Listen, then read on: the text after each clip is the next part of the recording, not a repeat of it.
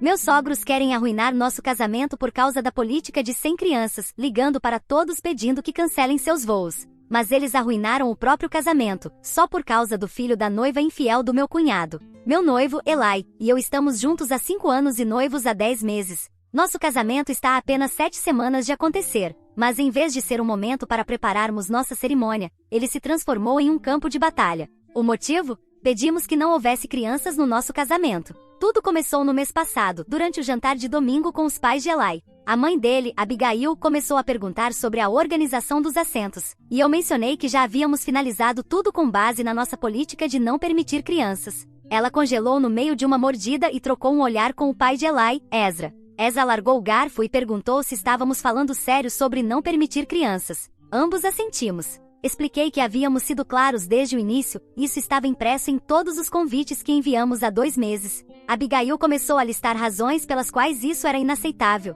Mencionou a prima de Eli, Grace, que tem um filho de 14 meses. Segundo ela, Grace já havia reservado voos para toda a família, incluindo o bebê, e não sabia da nossa regra de 100 crianças. Reiterei que a informação estava claramente indicada no convite. Também expliquei nossos motivos. O local possui uma piscina grande que não é cercada, a recepção se estenderá até tarde da noite e haverá álcool disponível livremente. Eli acrescentou que já havíamos ido a casamentos em que o choro de bebês interrompeu a cerimônia, e queríamos evitar isso. O rosto de Ezra ficou vermelho. Ele bateu com a mão na mesa, fazendo os copos saltarem, e nos disse que isso era inaceitável, que deveríamos permitir que os familiares levassem crianças, porque não são estranhos, são da família. Dissemos que isso não mudaria, mas ele continuou insistindo. Disse que se não permitíssemos que o bebê de Grace comparecesse, ele e Abigail não iriam ao casamento. Olhei para Eli, cujo rosto havia empalidecido. Nos desculpamos imediatamente e fomos embora sem terminar o jantar. Durante o trajeto de volta, Eli estava muito irritado, dizendo que não podia acreditar que os próprios pais estavam ameaçando faltar ao nosso casamento por algo que nem sequer os afetava diretamente. Eles não têm filhos pequenos para que essa regra os atingisse. Para dar um pouco de contexto, meus pais estão pagando a maior parte das despesas do casamento, exceto pelo fotógrafo e pelas flores, que Eli e eu estamos cobrindo por conta própria. Os pais dele não contribuíram financeiramente, apesar de estarem bem financeiramente. Esse fato tornou suas exigências ainda mais frustrantes. Eli e eu sempre estivemos de acordo com a política de 100 crianças. O local realmente representa uma preocupação de segurança, uma piscina descoberta, num casamento noturno com adultos bebendo, não é um ambiente seguro para crianças. Mas além da segurança, simplesmente queríamos um dia em que pudéssemos celebrar sem nos preocupar com os pequenos. Vale mencionar que a relação de Eli com os pais sempre foi tensa. O irmão mais velho dele, Hunter, é claramente o favorito, enquanto Eli sempre foi rotulado como a decepção da família por seguir carreira em design geográfico, em vez de entrar para os negócios da família. Desde que começamos a namorar, Eli melhorou muito em lidar com as críticas constantes dos pais, mas essa situação rapidamente estava fugindo do nosso controle. No dia seguinte à discussão, decidimos ligar diretamente para Grace. A resposta dela nos surpreendeu. Ela não tinha nenhum problema com nossa política de 100 crianças, e já havia combinado que a sogra cuidaria do bebê durante o casamento. Pareceu confusa quando mencionamos a reação dos pais de Eli e disse que nem sequer havia falado com eles sobre isso. Planejamos conversar com os pais de Eli no dia seguinte para esclarecer as coisas, ou melhor, para chamá-los de mentirosos, que era o que eles estavam sendo. Naquela tarde, Eli recebeu uma mensagem do irmão Hunter. Vocês realmente ferraram com tudo e é melhor resolverem isso. Mamãe e papai estão ligando para todo mundo da família em nome do papai, pedindo que cancelem os voos. E também as reservas de hotel. Eles estavam procurando qualquer maneira de arruinar nosso casamento, e estavam muito empenhados em conseguir isso. Elaina me mostrou mais mensagens do irmão dela, nas quais ele claramente defendia os pais que o tinham em um pedestal, enquanto nos acusava de que era nossa culpa os sogros perturbados estarem boicotando o casamento. Liguei para minha mãe e expliquei tudo. Ela ouviu em silêncio e em seguida pediu para falar com Elaina. Depois de conversar com nós dois, ela se ofereceu para vir com meu pai à nossa reunião com os pais de Eli no dia seguinte. A princípio hesitei. Sempre lidei com meus próprios problemas, mas minha mãe disse que queria estar presente para dizer umas boas verdades àquele bando de idiotas. Na manhã seguinte nos encontramos na casa dos pais de Eli. Abigail e Ezra agiram como se estivessem surpresos ao ver meus pais lá. Abigail tentou enquadrar a discussão como um assunto da família dela, mas minha mãe disse para pararem de se fazerem de idiotas porque, já que eles estavam pagando pelo casamento, iam dizer algumas verdades e resolver isso de uma vez por todas. Quando Eli mencionou a situação com Grace, os pais dele negaram ter feito ameaças de boicotar o casamento ou de ligar para os outros parentes. Meu pai perguntou se estavam preparados para cobrir o custo da cerimônia, porque se fosse arruinada, eles teriam que pagar até pelos pétalas dos arranjos de mesa. Cada vez que Eli ou eu tentávamos falar, os pais dele nos interrompiam com comentários depreciativos ou mudavam de assunto. Depois da terceira interrupção, minha mãe, que geralmente está em modo guerra total no meio da selva, coberta de lama, disse para Abigail calar a boca e ouvir o que o filho dela estava tentando dizer. Eli aproveitou a oportunidade para explicar que havíamos falado diretamente com Grace, que confirmou que não tinha nenhum problema com nossa política e que já havia providenciado quem cuidaria do bebê.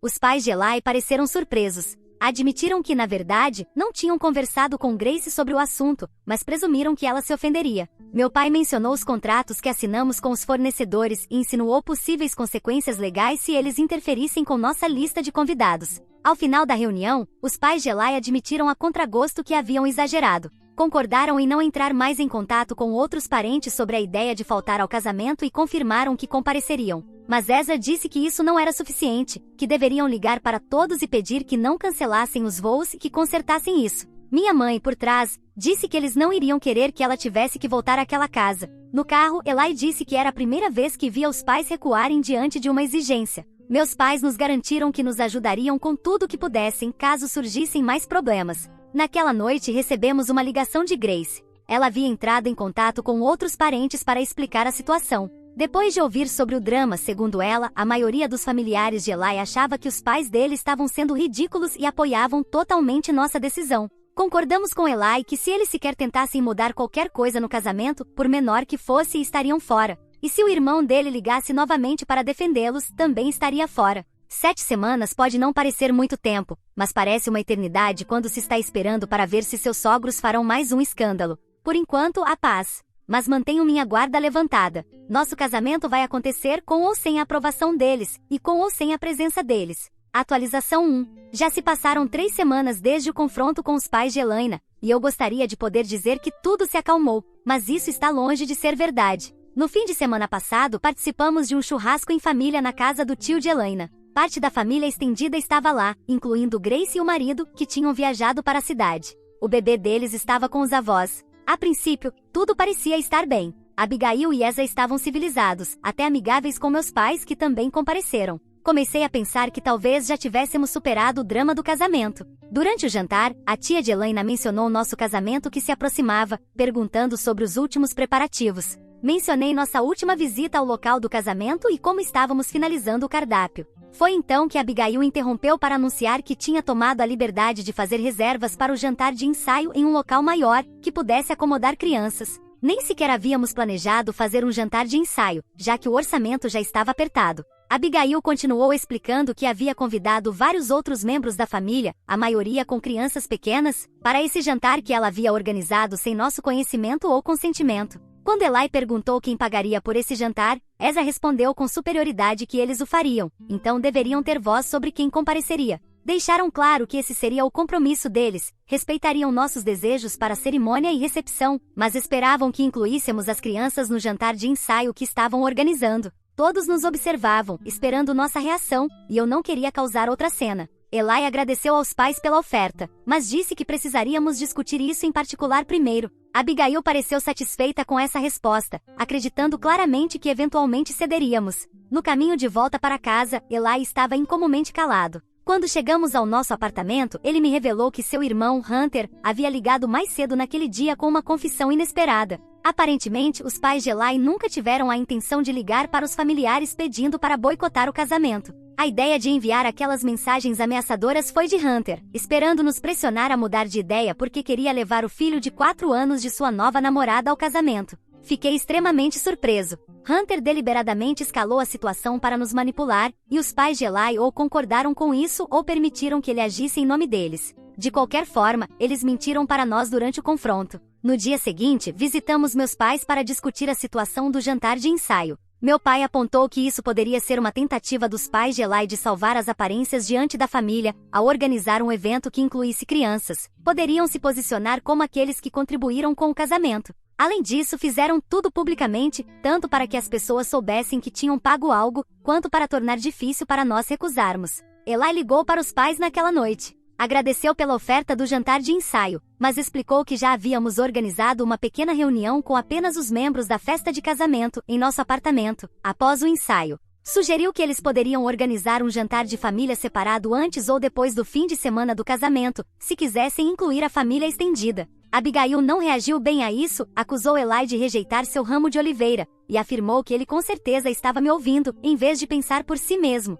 Eli me defendeu imediatamente, lembrando a mãe que nós tomávamos as decisões juntos. A ligação terminou com Abigail desligando abruptamente. No dia seguinte, recebemos um e-mail de Ezra, copiando vários membros da família, incluindo Hunter e Grace. No e-mail, ele anunciava que continuariam com o jantar conforme o planejado e esperavam que reconsiderássemos nossas prioridades. Enquadrou nossa recusa como egoísmo e falta de respeito pelas tradições familiares. Grace nos ligou imediatamente depois de receber o e-mail. Pediu desculpas por estar no meio da confusão e nos garantiu que apoiaria qualquer decisão que tomássemos. Ela também mencionou algo interessante: a nova namorada de Hunter, Melissa, vinha pressionando para se envolver mais nos planos do casamento, aparentemente fazendo comentários sobre como isso poderia aproximá-la da família. Diante disso, Elena redigiu uma resposta ao e-mail do pai, copiando as mesmas pessoas. Ela esclareceu de forma educada, mas firme, que embora apreciássemos o gesto, não compareceríamos a um jantar de ensaio que não havíamos planejado. Mas que eles estavam livres para fazer um jantar para celebrar qualquer outra coisa e porque nós não compareceríamos.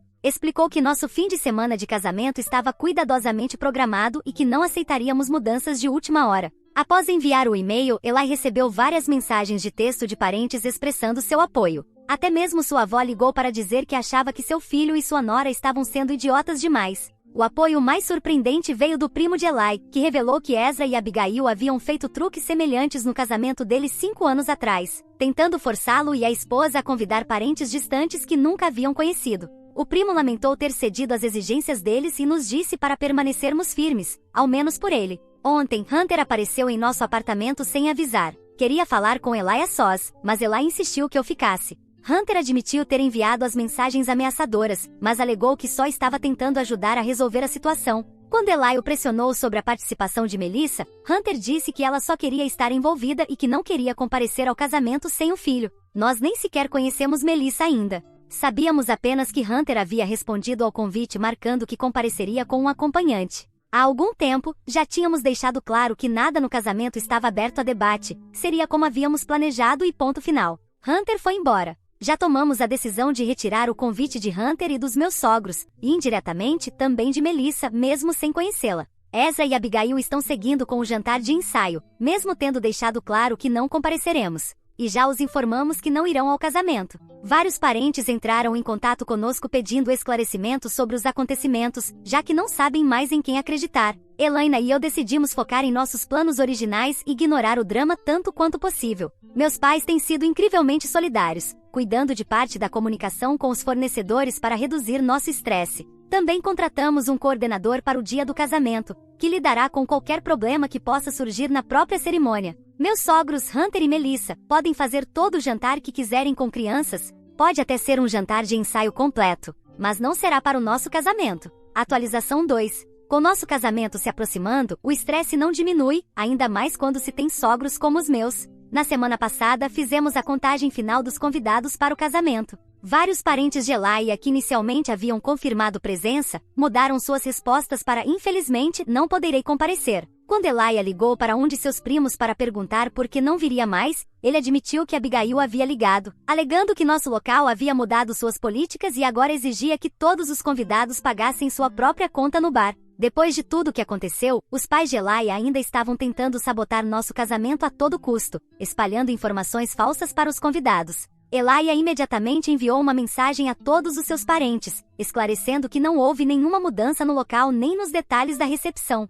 A maioria respondeu surpresa, pois haviam acreditado nas afirmações de Abigail sem questionar. No mesmo dia, soubemos que Ezra e Abigail já haviam avançado com o planejamento do jantar de ensaio deles, enviando convites formais aos membros da família. Os convites incluíam uma frase que dizia, em celebração ao casamento de Eli e Emma. Vários familiares confusos nos procuraram perguntando se esse era um evento oficial do casamento e se esperavam que comparecessem. Elaia ficou furioso. Ligou para o pai e exigiu que parassem de apresentar o jantar deles como parte da nossa celebração de casamento. Depois dessa ligação, Elaia ficou em silêncio por quase 1 hora. Quando finalmente falou, sugeriu que considerássemos fugir e nos casar em segredo. Lembrei a ele de todas as pessoas que realmente nos apoiavam, minha família, nossos amigos, e até alguns dos parentes dele que tinham percebido o comportamento dos pais dele. Além disso, tudo já estava pago. Decidimos seguir com nossos planos originais, mas tomamos precauções adicionais. Entramos em contato com o local do casamento e os fornecedores para estabelecer senhas, de modo que apenas pessoas autorizadas pudessem fazer alterações. Também confirmamos com nosso coordenador do dia que apenas ele, Elijah,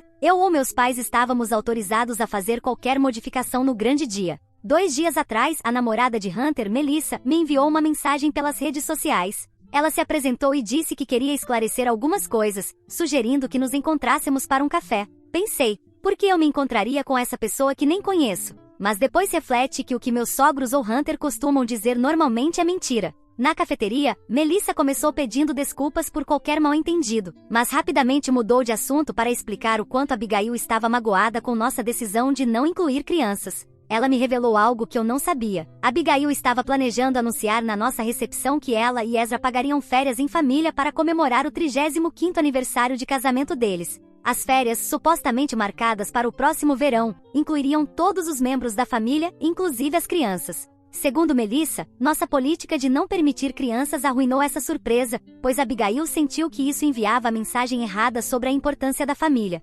Agora Abigail estava reconsiderando completamente o plano de férias. Infelizmente, a reunião não foi para esclarecer nada ou se desculpar, foi outra tentativa de nos manipular por culpa. Agradeci a Melissa por compartilhar essa informação, mas expliquei que nossas decisões sobre o casamento eram independentes de qualquer reunião familiar futura. Também apontei que se Abigail realmente quisesse celebrar a família, poderia ter mencionado esse plano de férias diretamente a nós, em vez de usá-lo como chantagem emocional. Mas quando contei isso para Elaina, ela não ficou surpresa. Já suspeitava que os pais dela pudessem ter motivos ocultos o tempo todo. O que a surpreendeu foi saber desse plano de férias, algo que os pais nunca haviam mencionado, apesar de supostamente incluí-la nele. Ontem recebemos uma ligação de alguém que havia participado do jantar de ensaio organizado pelos pais de Elijah. O jantar de ensaio para um casamento ao qual eles nem foram convidados. Foi, no mínimo, estranho. Na verdade, não foi um jantar de ensaio. Foi mais uma reunião para falar mal de nós, obviamente, e se preparar para sabotar nosso casamento.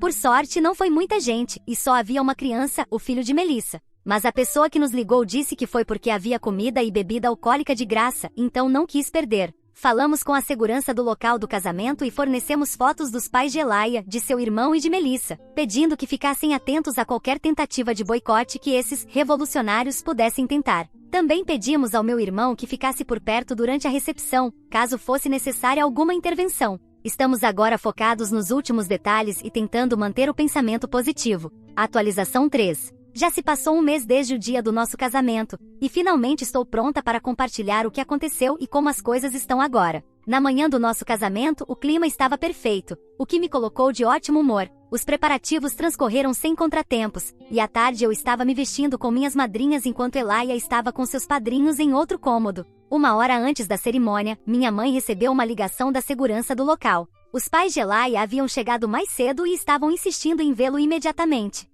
O segurança estava seguindo nossas instruções para evitar qualquer confronto inesperado. Minha mãe lidou com a situação, encontrando Abigail e Ezra no saguão do local. Segundo ela, eles pareciam incomumente calmos. Abigail perguntou se Elijah estava se recusando a vê-los, e minha mãe explicou que ele estava ocupado se preparando, mas perguntaria se ele queria vê-los, ou se preferia que ela mesma os expulsasse do local. Eles aceitaram esperar, a contragosto. Quando Elijah foi se encontrar com os pais, levou consigo seu melhor amigo como apoio. Ezra foi o primeiro a falar, dizendo que haviam percebido que talvez tivessem ultrapassado alguns limites. Não chegou a oferecer um pedido de desculpas completo, mas reconheceu que seu comportamento havia causado tensão. Abigail acrescentou que não queria perder o casamento do filho e prometeu que não haveria mais interrupções naquele dia. Elijah agradeceu por aquelas meias desculpas que não serviam para nada, mas disse que a organização já estava fechada e que não seriam admitidas mais pessoas na cerimônia. Depois, disse que estava ocupado porque hoje era o dia em que iria se casar e se retirou.